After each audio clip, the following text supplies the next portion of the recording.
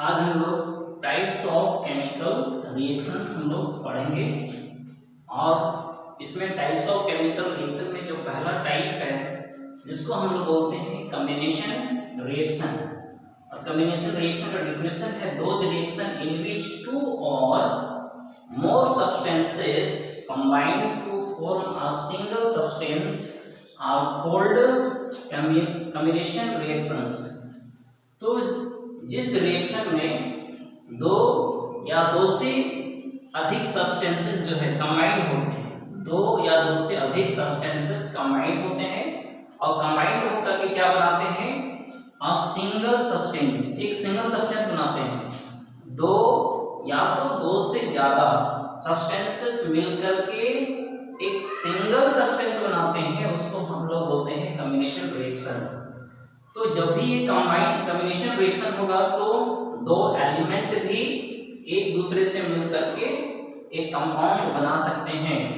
दो एलिमेंट भी एक दूसरे से कंबाइंड होकर के एक कंपाउंड बना सकते हैं, या तो फिर दो कंपाउंड मिल करके एक नया कंपाउंड बना सकते हैं।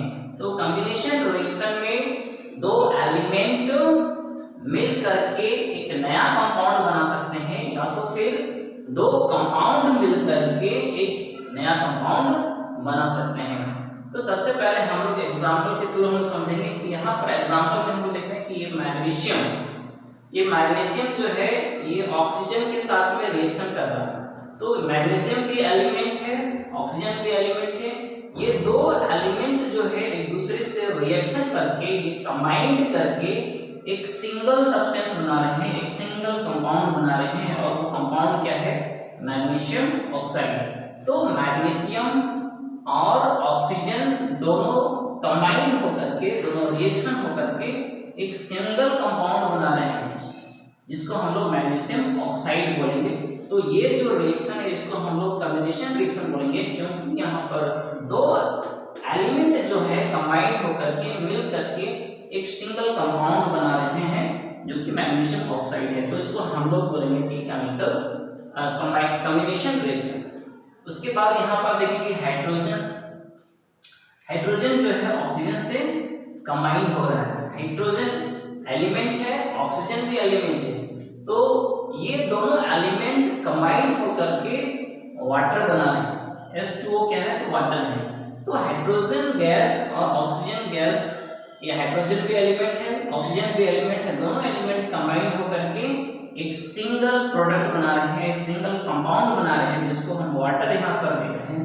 तो ये भी क्या हो गया, कॉम्बिनेशन रिएक्शन हो गया। हम यहाँ पर दो ही एग्जांपल दिए हैं, लेकिन कभी कभी क्या हो सकता है, दो कंपाउंड भी मिल करके एक सिंगल जो है कंपाउंड बना सकते हैं, एक नया कंपाउंड बना सकते हैं।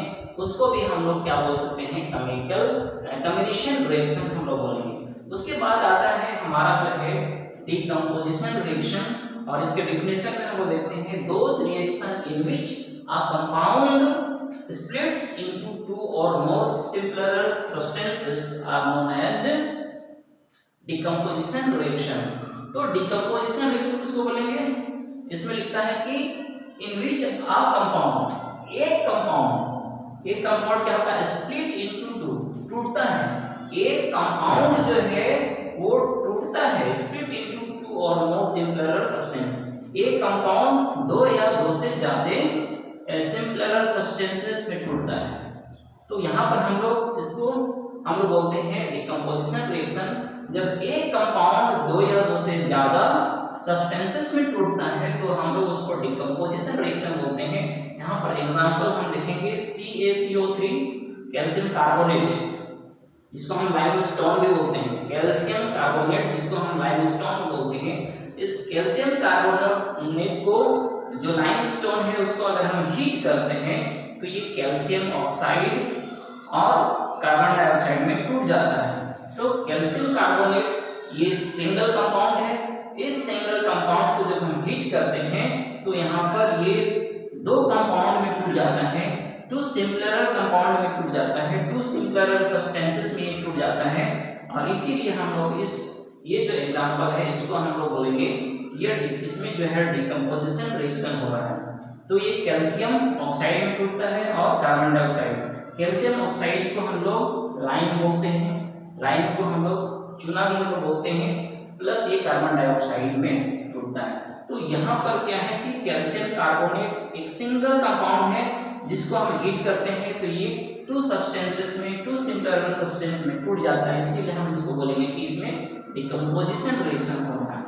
उसी तरह से ये जो एक अनदर हम एग्जांपल लेते हैं, ये वाटर है, और ये वाटर में हम लोग क्या करते हैं, इलेक्ट्रिसिटी हम लोग फ्लो करते हैं। तो वाटर में जब हम इलेक्ट्रिसिटी फ्लो करते हैं तो ये जो वाटर है स्प्लिट हो जाता है, टूट जाता है हाइड्रोजन गैस में और ऑक्सीजन गैस में। तो यहाँ पर भी ये वाटर जो है एक सिंगल कंपाउंड है, एक सिंगल कंपाउंड जो है ये टू सिमिलर सब्सटेंस में टूट रहा है, हाइड्रोजन गैस में और ऑक्सीजन गैस में ये कन्वर्ट हो जा रहा है, टूट जा रहा है। इसीलिए ये भी जो एग्जांपल है इसको हम लोग डिकम्पोजिशन रिएक्शन का एग्जांपल हम बोल सकते हैं।